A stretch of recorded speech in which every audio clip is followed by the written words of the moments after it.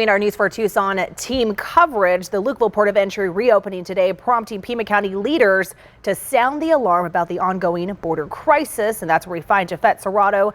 Jafet, what did leaders have to say out there today? Hey there, Monica.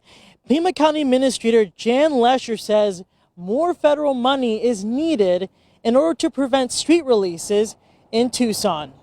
Lesher spoke at the podium in a news conference earlier today next to people impacted by the Lukeville Port of Entry closure.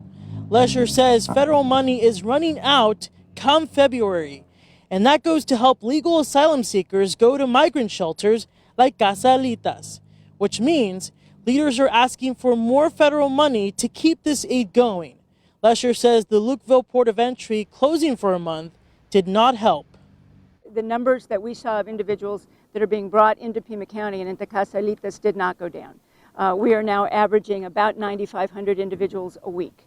And so, again, you divide by 7. It's a lot coming through every day. None of that changed during the month when this port was closed. It was a very quiet drive.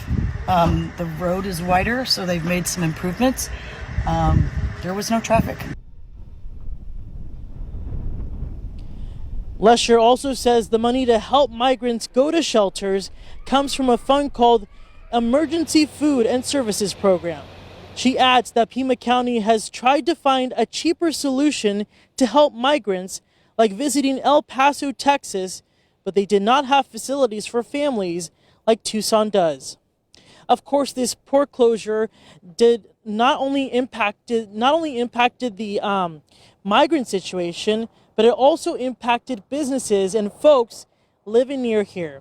You will hear their stories coming up in the next hour. Live in Lukeville, Jafet Serrato, News 4 Tucson. Thank you, Jafet. The shooter at a high school in Perry, Iowa